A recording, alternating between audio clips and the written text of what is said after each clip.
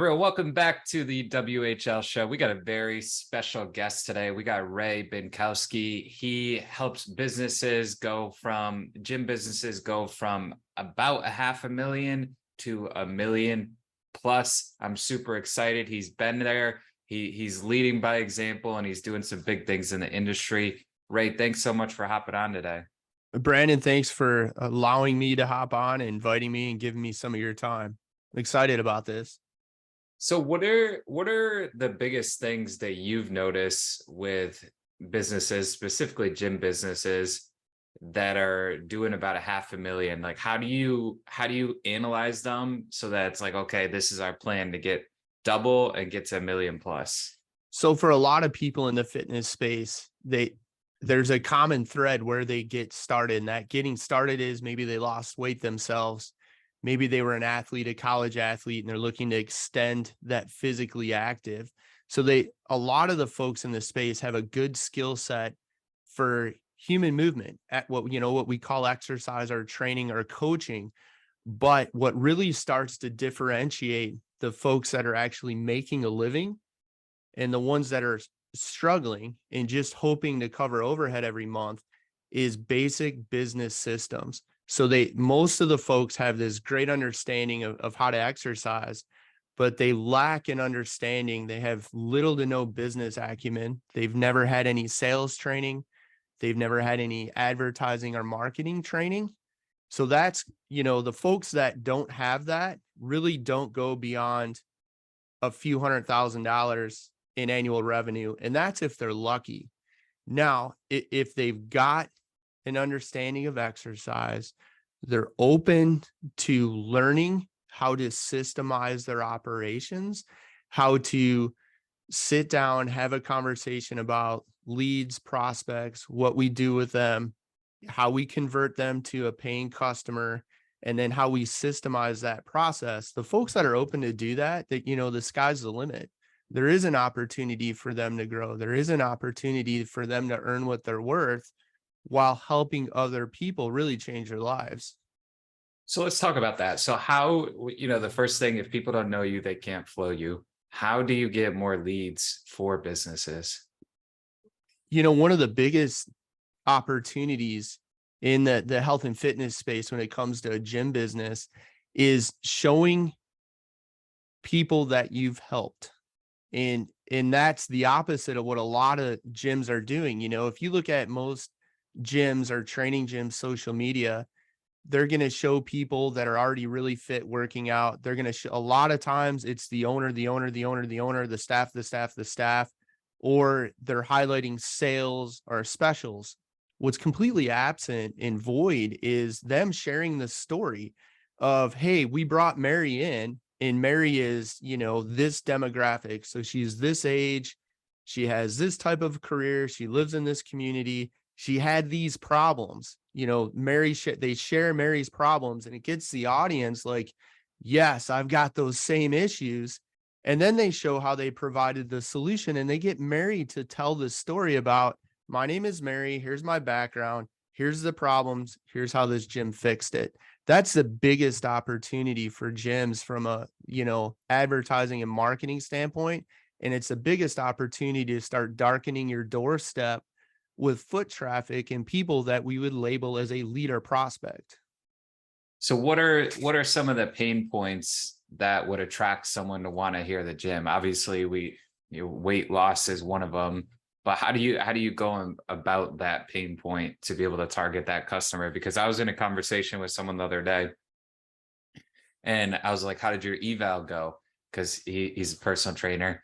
And he said, well, I had two. One of them went really well. Junior athlete, feel very comfortable working with them. Then I had an 84-year-old lady who just wanted to see more about what we had going on.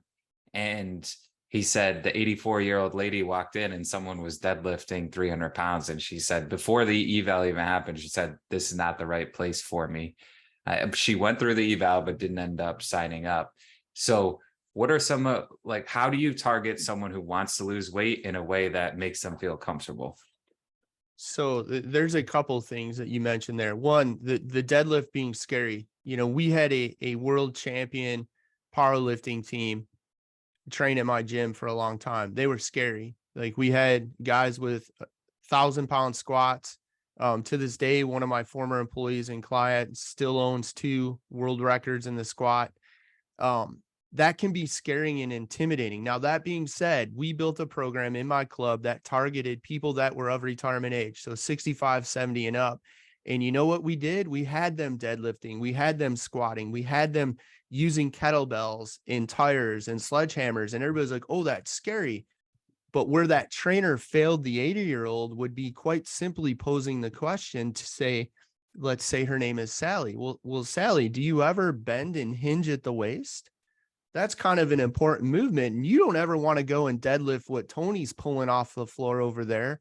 But boy, you know what? If we got you safe, comfortable, and strong in this hip hinge movement, your quality of life will be better. So part of the problem is we don't have the right conversation about the opportunity for that individual.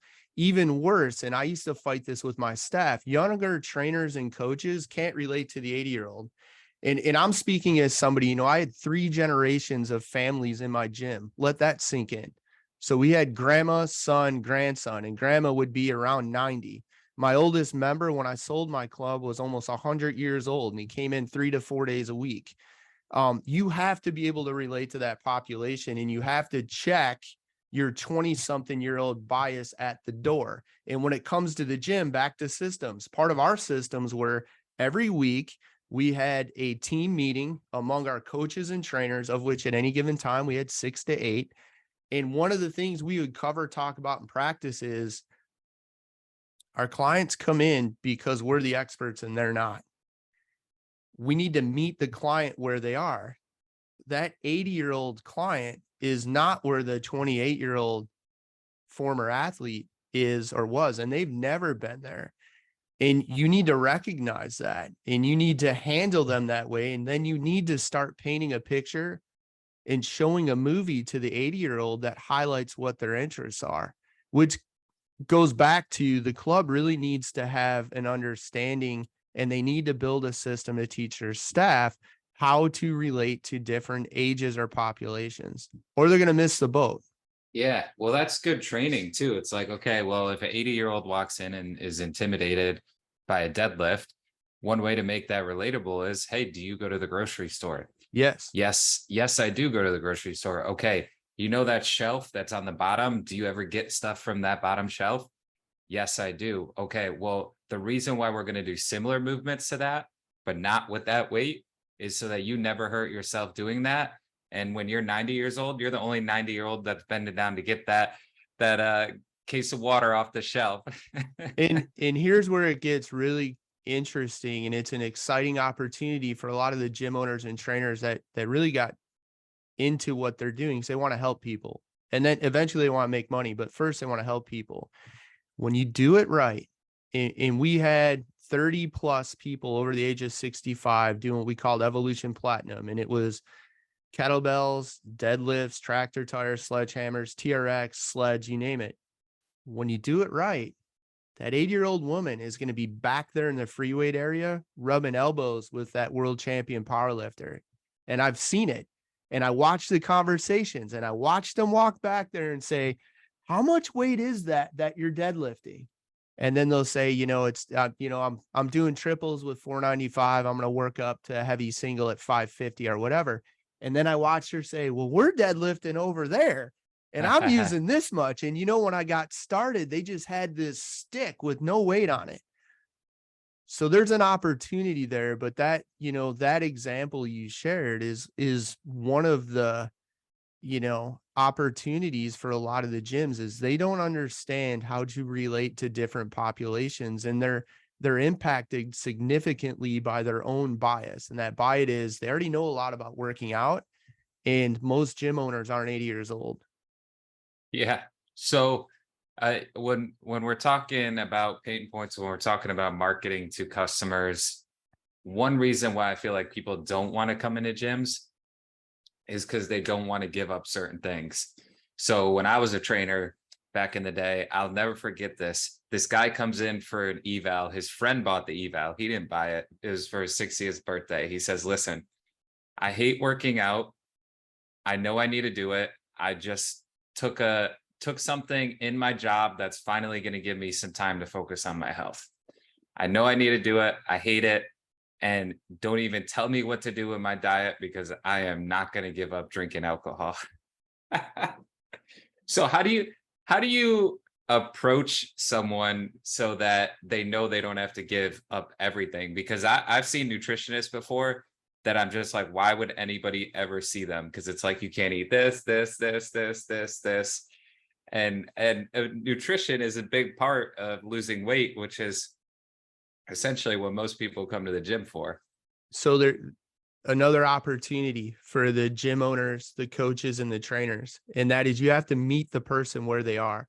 And the way I've always taught this is it's like eating an elephant. If you walk into the room, there's a giant elephant, and your goal is to eat the elephant. If I tell you, Brandon, eat the elephant, you're going to look at it. You're going to say, there's no way, man. This thing is enormous. But if I say, Brandon, I'm going to show you how to eat the elephant, but we're going to do it one small bite at a time. Can you work with me? And you're probably going to say, well, maybe. In regards to the alcohol, an example, I recently met with one of my clients that I helped a year ago get in shape to step on the stage as a bikini competitor. She's middle-aged, 40-ish years old, has had a couple kids, and we helped her look amazing on stage in a bathing suit, two-piece bathing suit.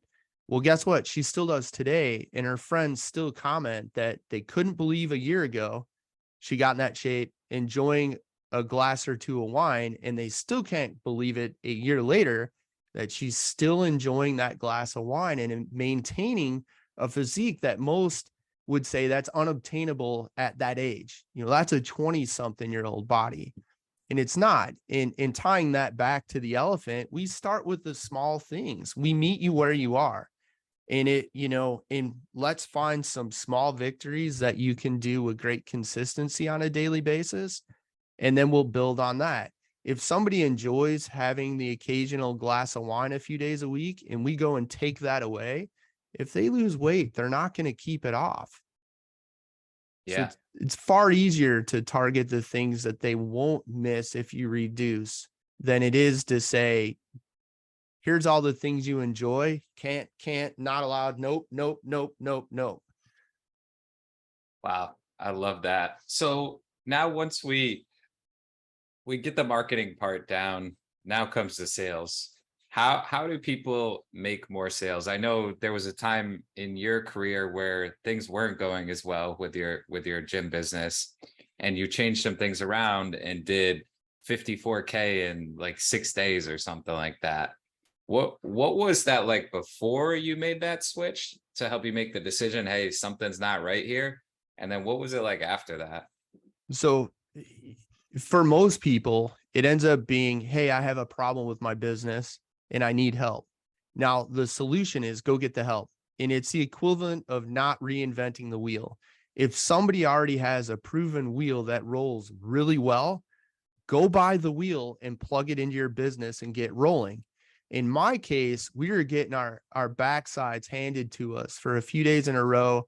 I was the only one in my club, which it's like, I can't be the only one in a commercial health club. Like at some point, I'm not going to pay my bills. So I actually hired a consultant who gave me a wheel that I plugged into my business. I did what was validated. I did what he had already proven in my own business. And in 6 days, we did over $50,000 in revenue. And then for the following week, we continued to sell. And for most gyms and businesses, like if you're struggling, get some help, spend the money. You know, you spend a few $100s or a few $1,000s and you generate over $50,000, your business will be different. Hell, your life's going to be different.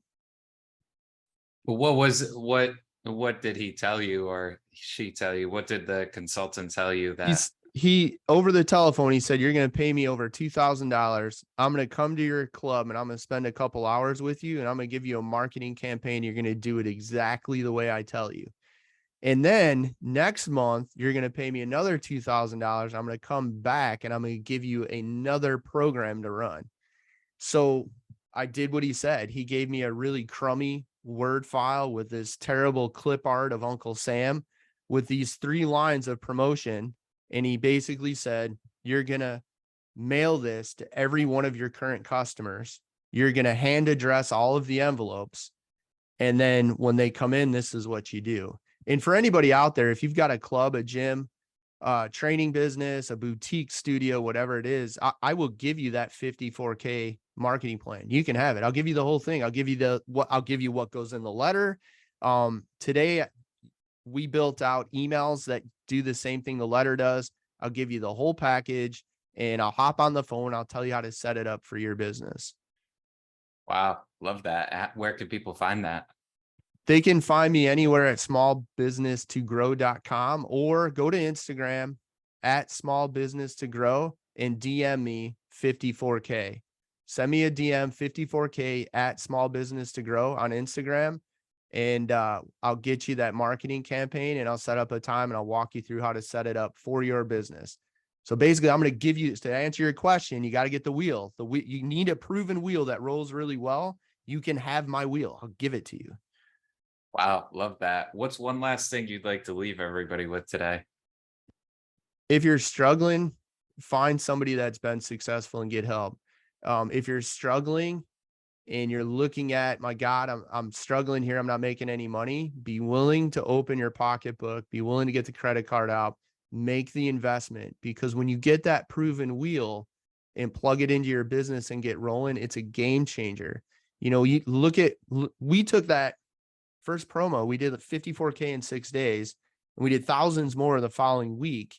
And then that gave me a pile of money, a big pile of money that I otherwise wouldn't have had. I didn't have to buy it. I straight up had cash in the bank.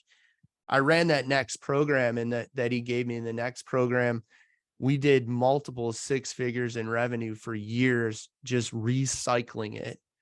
But if I didn't buy that first wheel, forget about it. Yeah.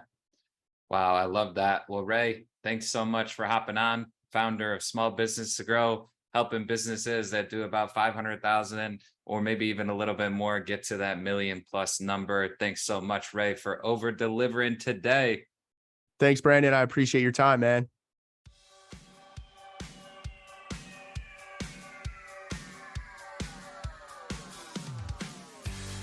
If you like our content, be sure to subscribe to our channel, leave us a comment below. Also, be sure to check us out on your favorite podcast provider